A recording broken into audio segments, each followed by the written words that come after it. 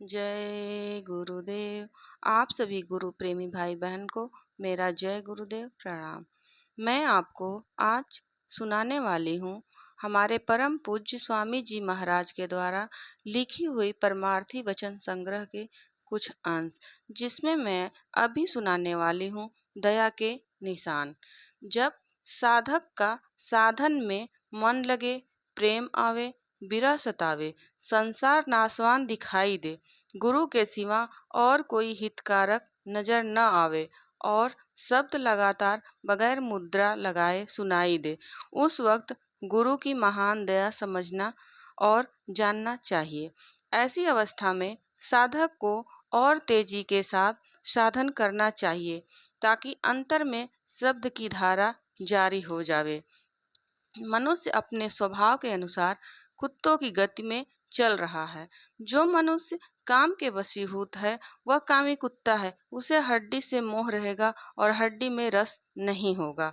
जब साधक गुरु कृपा से तीसरे तिल पर पहुंच जाता है और तिल का विरह अंग लेकर फोड़ देता है, तब साधक की सूरत लिंग देश में पहुंचना शुरू करती है।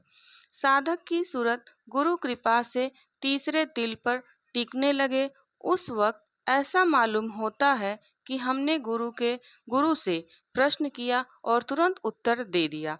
साधक की सूरत जब तिल फोड़ लेती है और स्वर्ग, वैकुंठ धाम या शक्ति लोक की तरफ चढ़ना प्रारंभ करती है, उस समय साधक के गिरने के अनेक साधन बनना शुरू हो जाते हैं। एक तो साधक को सिद्धि प्राप्त होती है, जो कि अनेकों प्रलोभन साधक को देती है। अनेक मनमोहनी सूरतें नजर आनी शुरू होती हैं।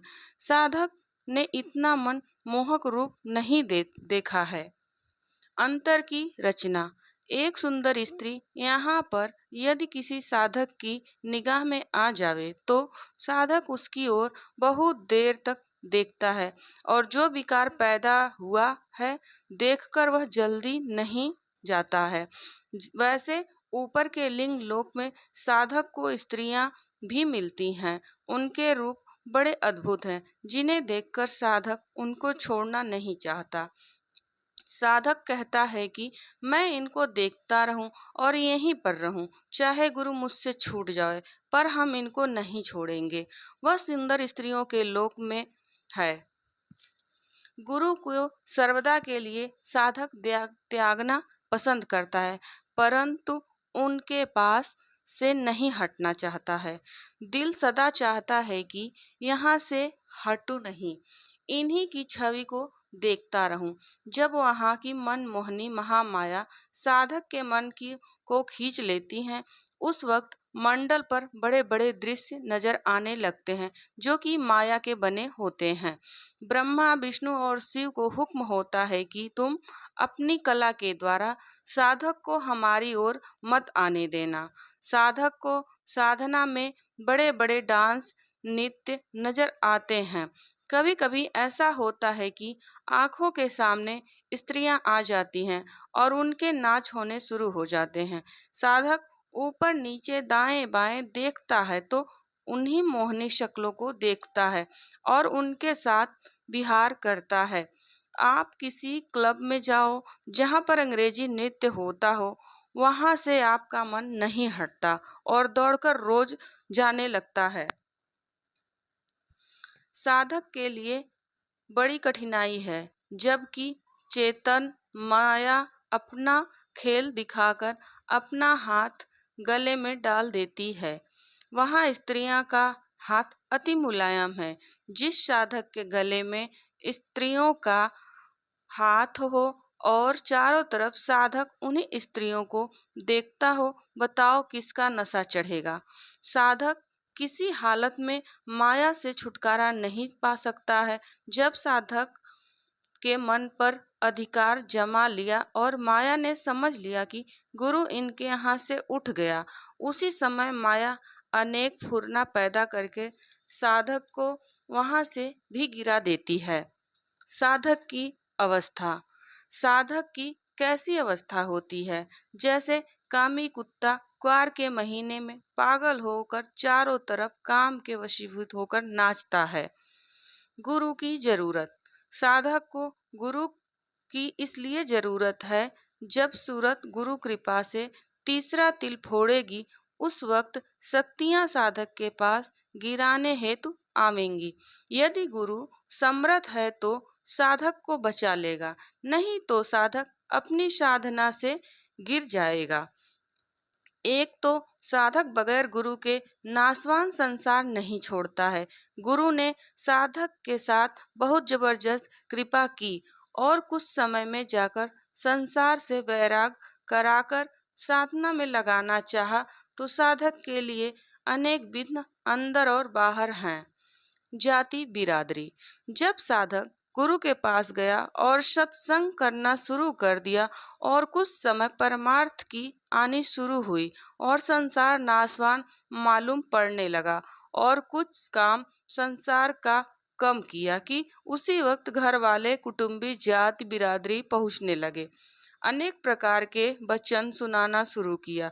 तुमने जाति छोड़ी, अपने बिरादरी से मुख मोड़ा, तुम्हें अब लज्जा समाज की नहीं आती है, तुमने बेधर्म रास्ता अपना लिया और महात्मा अच्छे नहीं हैं, दूसरे गुरु कर लिया, अब अपनी जाति में तुमने कलंक लगा दिया कि तुम्हें शर्म आनी चाहिए, छोड़ दो वह रास्ता। अनेक दबाव देकर बहुत से परमार्थी स्त्री पुरुषों का रास्ता बिरादरी सच्चे रास्ते छुड़ा देते हैं और उनको सदा के लिए गुमराह कर देते हैं।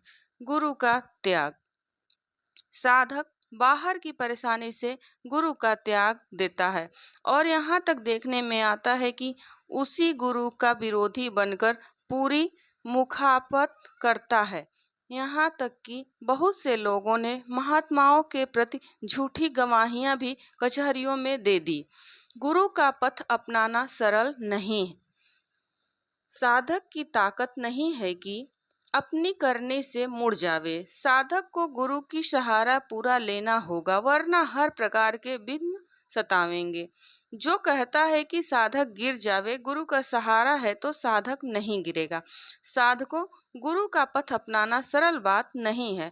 तुम्हें जब गुरु अपने होंगे, उनके पूर्व कुर्बानी करनी होगी। कुर्बानी यह है कि इंद्रिय दमन करना होगा, मन दमन होगा, शरीर सुखाना होगा और गुरु चरणों पर अर्पण करना होगा। जिस साधक को इस तरह की कुर्बानी करनी और अपना तन मन गुरु पर चढ़ाना है, वही साधक परमार्थ के काबिल है। कुछ महात्माओं की मिसालें मिली हैं। साधक महात्मा के पास गए और अपने स्त्री बच्चे को साथ ले गए। कुछ दिन महात्मा की संगत में रहे, सत्संग किया। जब दुनिया की आंधी आई तो भागकर अलग हो गए। ऐसे साधक नहीं, वह तो निपट धोखेबाज है। महात्मा को भी धोखा देना चाहते हैं, आए नर्क को चले गए। ऐसे जीवों को न तो यहाँ सुख है और न बाद में मरने के। यहाँ भी दुखी हैं और वहाँ मरने के बाद तो निश्चय नरक में जाएंगे। जब साधक यहाँ संसारी सत्संगियों की झड़प नहीं सह सकता है और यहाँ आसक्ति का त्याग नहीं कर सकता है, तो क्या वह राज्य त्याग देगा? असंभव है। यदि साधक मालिक के पास पहुंचना चाहता है तो उसे खुलकर नाचना होगा। जय गुरुदेव। आप सभी गुरु प्रेमी भाई बहन को अगर यह सुनने में अच्छा लगता है तो आप लाइक करें, शेयर करें, कमेंट करें और बताएं कि क्या मैं इस तरह के वीडियो आगे भी डालती रहूं। जय गुरुदेव।